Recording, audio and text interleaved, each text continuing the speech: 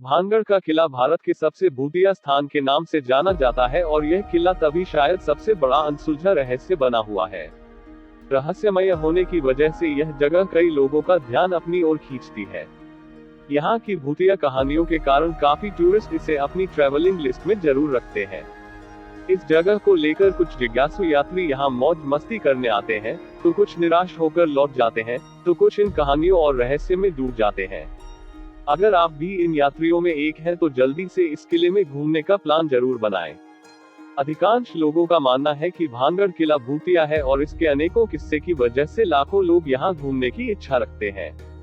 सूर्यास्त के बाद किले में प्रवेश करना बहादुरी और बेवकूफी का काम है, क्योंकि इसे पैरानॉर्मल एक्टिविटी का केंद्र माना जाता है। यही वजह है कि आर्कियोलॉजिकल सर्वे ऑफ इंडिया ने रात को यहाँ जाना बैन किया है। स्थानीय लोगों की मनपसंद कहानी है लोकप्रिय सम्राट माधो सिंह की, जिन्होंने गुरु बालूनाथ की स्वीकृति प्राप्त करने के बाद शहर का निर्माण किया था। वे एक तपस्वी थे जिन्हें ध्यान में रहना बेहद पसंद था। संत ने अपनी स्वीकृति इस शर्त पर दी कि महल की छाया उनके प्रार्थना स्थल पर नहीं पड़नी चाहिए। अगर ऐसा हुआ तो महल तहस नहस हो जाएगा। महल का निर्माण पूरा हुआ तो उसकी छाया संत के प्रार्थना स्थल पर पड़ गई और भानगढ़ उसी समय तहस नहस हो गया।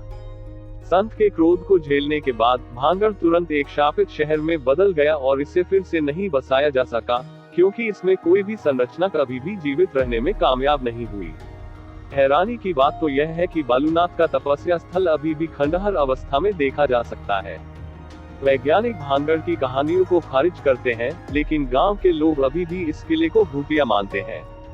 स्थानीय निवासियों का कहना है कि उन्होंने एक औरत के चिल्लाने, चूड़ियां तोड़ने और रोने की आवाजें सुनी है।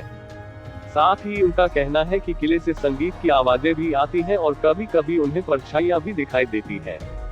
कुछ लोगों को लगता है कि कोई उनका पीछा कर रहा है और उन्हें पीछे से थप्पड़ मार रहा है। वहां से अजीब सी गंध भी आती है, ऐसा स्थानीय निवासियों का कहना है। इन्हीं कारणों की वजह से सूर्यास्त के बाद दरवाजे बंद हो जाते हैं और किले में एंट्री बिल्कुल बैन हो जाती है। हालांकि यह कहानियां मनगढ़ंत है या असल, इस बारे में तो कोई कुछ भी नहीं कह सकता। सड़क मार्ग से भानगढ़ फोर्ट, जिसे भानगढ़ का किला भी कहा जाता है, दिल्ली से लगभग 300 किलोमीटर दूर है। अच्छा होगा अगर आप सुबह सुबह निकले और सूर्यास्त से पहले किला घूम लें, क्योंकि सूर्यास्त के बाद वहां घूमना मना है। इसके अलावा आप खुद की गाड़ी से या रेंट पर लेकर भानगढ़ किला घूमने के साथ साथ नीमराना, जयपुर, सरिस्का, अलवर भी घूम सकते हैं। ट्रेन यात्रा वैकल्पिक रूप से आप नई दिल्ली से अलवर के लिए शताब्दी एक्सप्रेस ले सकते हैं और फिर भानगढ़ किले के लिए टैक्सी का इंतजाम कर सकते हैं।